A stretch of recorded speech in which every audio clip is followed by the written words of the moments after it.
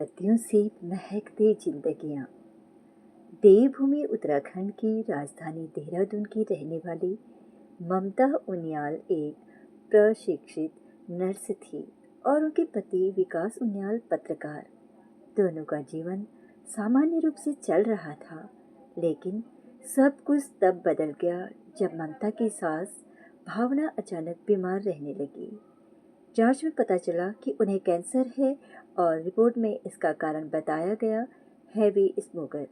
लेकिन यह चौंकाने वाली बात थी, क्योंकि उनकी सास ने कभी नशे जैसी कोई चीज़ें सेवन नहीं करी थी। सच्चाई जानने के बाद दोबारा जांच करवाई, फिर वही नतीजा आया। डॉक्टर से लंबी बातचीत के बाद एक चौंकाने वाला तथ्य सामने आया कि बेशक उनकी सास भावना किसी नशे का सेवन नहीं करती थी, लेकिन वह सालों से घर में जल रही हानिकारक रासायनिक अगरबत्तियों का धुआं अपने भीतर ले रही थी। ममता और उनके पति विकास इस सच को स्वीकार कर ही रहे थे। उनका ध्यान मंदिर में चढ़ाए गए फूलों पर गया। दोनों ने महसूस किया कि देवभूमि उत्तराखंड अपने आध्यात्मिक महत्व और प्राकृतिक सौंदर्य के लिए प्रसिद्ध है। यहाँ के मंदिरों में हर दिन श्रद्धालु श्रद्धा और भक्ति के साथ फूलों का अर्पण करते हैं। इन फूलों की महत्ता भले ही धार्मिक रूप से गहरी हो, लेकिन पूजा के बाद यही फूल अक्सर कूड़े में फेंक दिए जाते हैं। भक्तों की इसी श्रद्धा को कूड़ा बनता देख दोनों के मन में विचार आया कि क्यों न इन फूलों से प्राकृतिक अगरबत्तियां बनाई जाएं। बस फिर क्या था, ममता ने मंदिर मंदिर घूम घूम कर फूलों को इकट्ठा करना शुरू किया, तो वही विकास ने अगरबत्ती बनाने के लिए प्रशिक्षण लिया। ममता बताती है, शुरुआत में हम दोनों ने एक ही स्थानीय मंदिरों से संपर्क कर फूल इकट्ठा करने शुरू किए। फिर इन फूलों को छांटकर साफ करके और प्राकृतिक सुगंधों के साथ मिलाकर ऑर्गेनिक अगरबत्तियां तैयार की।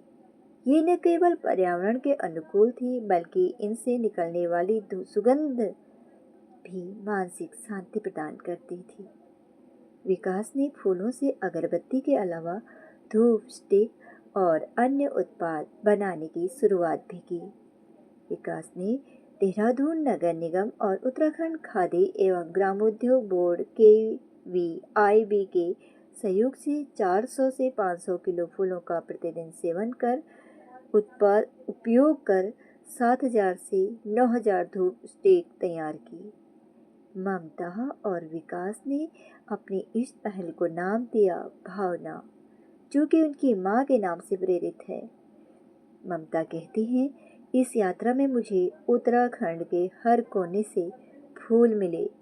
इन फूलों को इकट्ठा कर हमने उनका सही तरीके से पुनः उपयोग किया, ताकि हमारी मां की तरह किसी अन्य को हानिकारक अगरबत्ती के धुएं से कैंसर जैसे खतरनाक बीमारी का सामना न करना पड़े।